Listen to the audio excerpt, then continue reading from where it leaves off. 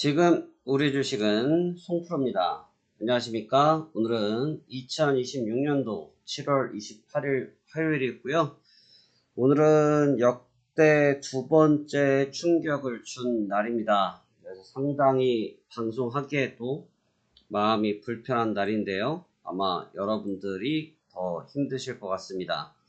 함께 이 부분을 같이 풀어갔으면 좋겠고요. 저희가 시장에 대해서는 그래도 누구보다는 명확하게 설명을 드리고 있고, 저와 이해득실 없이 명확한 정보만 전달해 드리고 있기 때문에 여러분들이 시간 20분만 내셔서 이 영상을 꼭 신청하셔서 이 시장 상황을 이해하시고 반드시 수익을 창출하셨으면 좋겠습니다. 자, 그렇다면 오늘 내용 시작해 보도록 하겠습니다. 오늘의 주제입니다.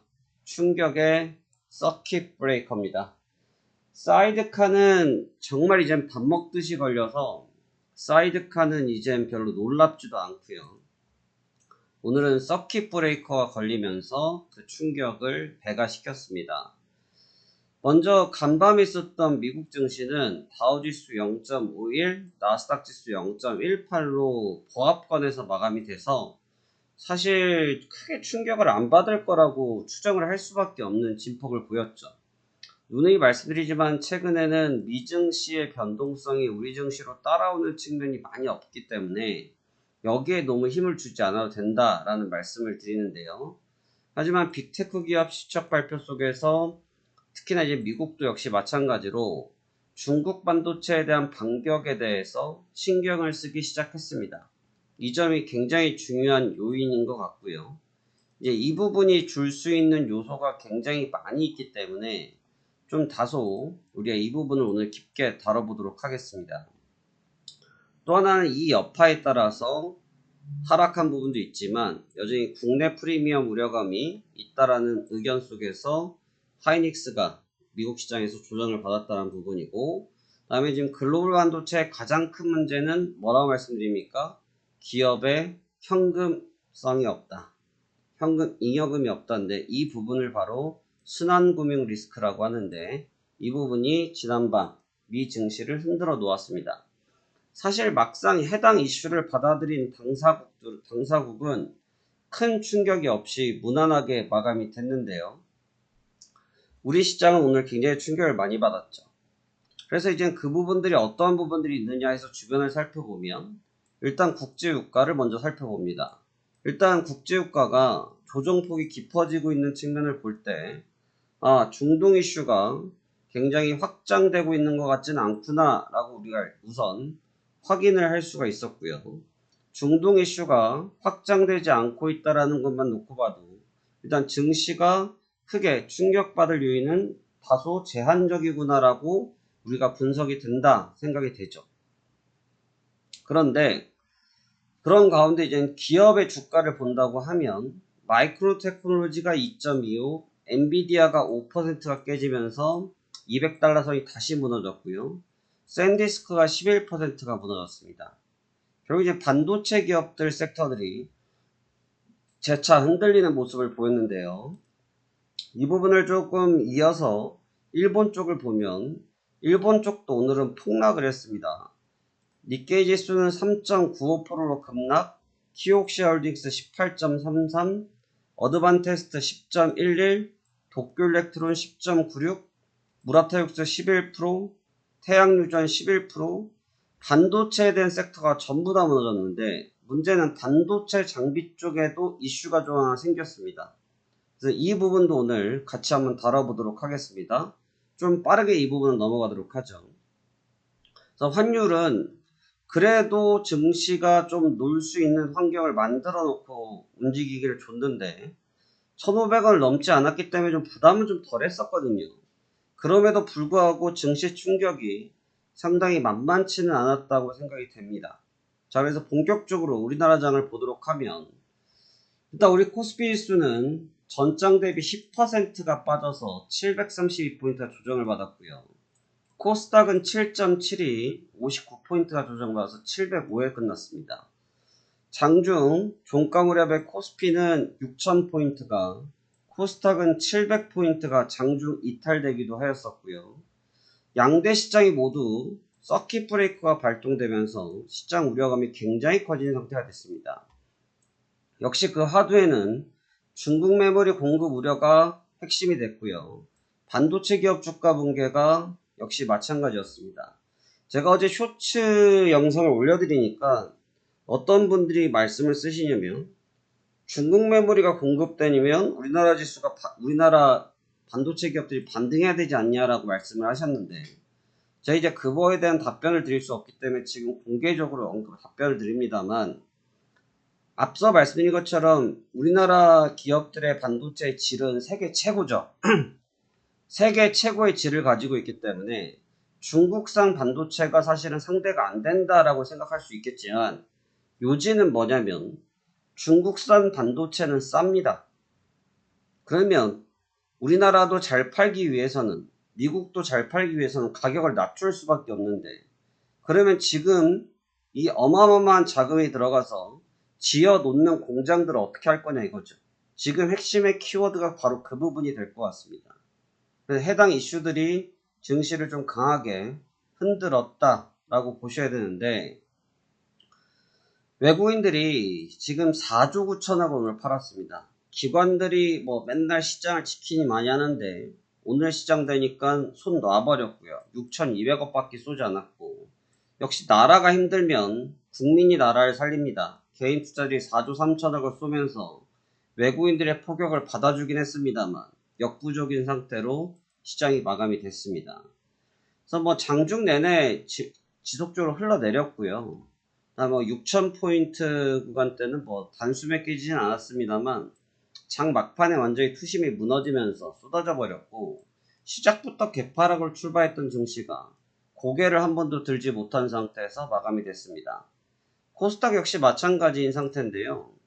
770, 740선에서 움직였던 주가가 무너진 뒤에 추가적인 반등을 단 한 번도 보이지 못하고 700선을 반납했습니다. 원사이드 했고요. 이건 수급적 악화도 악화지만 가장 큰 요인은 시장의 투자 심리가 깨졌다가 더 맞는 얘기입니다. 투자 심리가 깨지면서 시장 참여자들이 달려들지 못했고요. 달려들지 못하면서 결과적으로 이 결과가 도출된 상황이 됐다. 그래서 이 부분은 좀 주의 깊게 봐야 될 부분이, 증시가 너무 원사이드하게 넘어가다 보니까 지지층이라고 하는 자체가 없어요. 지지 구간이라는 것 자체가 없습니다. 그래서 너무나 강력하게 무너진 이 부분을 조금 우리가 신중하게 봐야 되는 상황인 것은 맞다라는 생각이 좀 드는 국면이겠고요.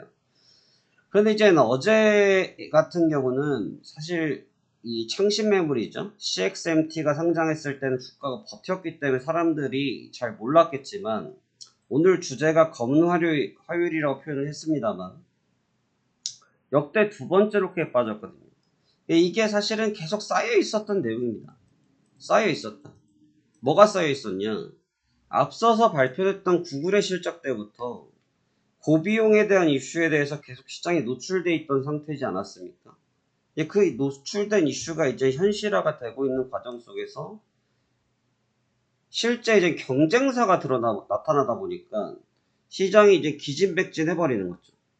그러면서 주가의 방어세가 단 1도 존재하지 않고 흘러버린 결과가 도출되게 된 것이고요. 그런데 이제 여기에 한 수를 더 떴죠. 어느 정도 이 부분을 갖고 좀 정리하고 마감을 시킬 수도 있었는데 한 수를 더 뜬 내용이 나왔는데요. 바로 이 부분입니다. 오늘 중국에서 DUV 보도가 나왔습니다. DUV 보도가 뭐냐? 이 부분이 중요한데, 중국이 노광장비라는 것을 생산했다는 소식이 나왔습니다. 그래서 노광장비라고 하는 부분은 잠시 뒤에 설명을 드리겠지만, 미국에 있는 ASML이 세계 독보적으로 그 기술을 갖고 있는 상황입니다. 근데 독보적인 기술을 가지고 있는 기업이 있는데, 창신메모리 CXMT처럼 마찬가지로 이 노광장비까지 중국이 움직인다? 이게 이제 시장을 완전히 겁을 먹게 해버렸죠. 이 노광장비라는 것은 쉽게 생각하면 웨이퍼, 그 반도체 조그만한 그 한 판이 있죠. 그 한 판이 몇 억짜리인데 그 한 판짜리 웨이퍼의 회로 패턴을 전산의 핵심 장비를 뜻합니다. 그래서 미국에 있는 ASML이 이 분야에 사실상 독점적 지위를 가지고 있는 기업인데 문제는 중국에서 누가 있냐? 제가 앞서 말씀드렸죠. 상하이 정부 지원을 기반으로 해서 김상윤 기자님께서 써주신 내용인데 DUV 생산에 돌입을 했다는 겁니다. 특히 앞서 말씀인 CXMT의 올해 첫 장비가 공급 예정이라는 얘기인데 이렇게 되면 스스로 다 모든 걸 해버리기 때문에 맨 처음에 제가 타이틀로 드렸던 내용이 뭐죠? 맨 처음에 타이틀로 드렸던 내용 바로 순환구명 리스크입니다. 서로 간에 투자를 하고 서로 간에 매출을 잡아서 시가총액을 올렸던 미국 기업들인 상태인데 이 방식을 누가 쓰냐? 중국이 쓰게 되는 겁니다. 중국이 쓰면 중국은 무조건 정부 지원을 하게 되고 정부 지원이 우리나라도 하고 미국도 합니다만 차원이 다른 중국 정부의 지원이 들어가고 이 차원이 다른 지원 가운데서 스스로의 자립도가 나오는데 자립이 나오는데 또 문제는 뭐냐면 말도 안 되는 가격을 깔고 간다는 거죠. 일반적인 기업은 감내할 수 없을 정도의 수준의 가격 인하를 해버립니다. 누가? 중국이. 아시잖아요. 중국이 이기는 아주 쉬운 공식은 가격 경쟁입니다. 그거를 이겨낼 수 있는 상황이 되느냐 지금 안 된다라는 것이 현재 분석입니다. 그렇기 때문에 오늘 시장 충격이 컸고요. ASML 마찬가지로 지난밤 조정을 받긴 했습니다. 5.8% 정도의 조정을 받긴 했는데 아마 오늘 본장이 열리면 좀 더 조정을 받을 것으로 보이고 특히 어젯밤에 추세가 일정 부분 깨졌기 때문에 여기에 연속성이 등장할 가능성도 있다고 생각이 됩니다. 그래서 오늘 같은 경우는 하이닉스, 삼성전자, 삼성전기, SK이터닉스 다 조정을 받았고요. 결국은 올랐던 종목들 위주로 빠른 조정을 받았다라는 부분이 증시를 이렇게 크게 충격을 주게 된 원인이라고 생각하시면 될 것 같습니다. 사실 오늘은 제가 종목을 안내해 드릴까도 하고 저희 어저께 나갔던 종목 추천에 대한 얘기를 안 하려고 했는데 죄송합니다. 오늘 시장이 폭락을 했는데 혹시 이게 거짓말 같다고 하시면 어제 영상 다 보시면 됩니다. 어제 추천드렸던 폴라리스 AI가 상한가를 거의 근접, 마음 AI가 상한가를 거의 근접하면서 23.54%, 22.23%, 나인앤컴퍼니 2.31%, 뒤에 둘 다 단어가 들어갔죠. AI. 그러니까 AI와 반도체가 무너졌지만 이 가운데서 옥석 가리기를 했던 기업들의 주가들이 급등을 하면서 이런 장 속에서 좀 수익을 내줬습니다. 그래서 좀 자랑하기가 좀 어려운 그런 상황이긴 한데 여튼 뭐 좋은 결과가 잘 뽑혀났습니다. 여러분들한테도 말씀드린 것이 꼭 이렇게 매매를 하셔라라기보다는 지금 제가 계속 쓰고 있는 전략은 너무 간단 명료합니다. 가벼운 종목, 싼 종목 위주로 대응을 합니다. 비싼 종목에 대응을 하지 않고 있고요. 왜 가볍고 싼 종목에 대응하느냐? 지금 같은 시장 전체의 변동성을 대응할 자신이 없기 때문에 그렇습니다. 그래서 그 점을 조금 생각해 보시면 여러분들도 매매에 도움이 되실 것 같습니다. 오늘 역시 마찬가지로 저렴한 기업들, 싼 주가 기준으로 접근하고 있고요. 다이나믹 솔루션 1600원 기준 1400원 이탈시 간입 제외, 2000 돌파시 추가 상승 기대, 시선 AI 2700원 기준 2300원 이탈시 간입 제외, 3400원 돌파시 추가 상승 기대하고 있고요.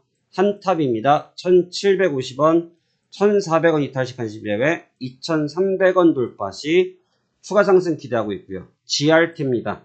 2800원이고요. 2250원 이탈시 가시는 제외 3500원 돌파시 추가 상승 기대하고 있고요. 동일 스틸럭스입니다. 1500원이고요. 1350원 이탈시 가시는 제외 2300원 돌파시 추가 상승 기대하고 있습니다. 그래서 오늘은 뭐 종목에 대해서 긴 얘기를 드리기보다는 결국은 이제 어느 정도 예견된 흐름이 계속 흘러가고 있다는 점을 여러분들께 주목을 시켜드리고 싶고 또 하나는 계속 간다의 개념으로 접근하는 것이 아니고 시장의 강약을 인지한 가운데 전략을 짜고 있다는 측면을 여러분들이 인식하시면서 이번 장을 대응해 보시면 좋다라는 생각이 듭니다. 번개가 잦으면 천둥을 한다라는 속담이 있습니다. 무슨 얘기냐? 반복적으로 보여주다 보면 결국 어떠한 일이 발생된다는 것인데, 밥 먹듯이 보여주던 사이드카가 결국은 서킷 브레이커로 연결되었습니다. 우리가 시장에 있는 증후군들을 잘 인식하셔서 대응하셔야지만 이런 장세들 무난하게 잘 풀어갈 수 있다, 이런 말씀 드리면서 마무리 짓도록 하겠습니다. 그럼 오늘도 너무 힘든 장 수고 많으셨고요. 전 내일도 잘 준비해서 찾아뵙도록 하겠습니다. 감사합니다. 송프로였습니다.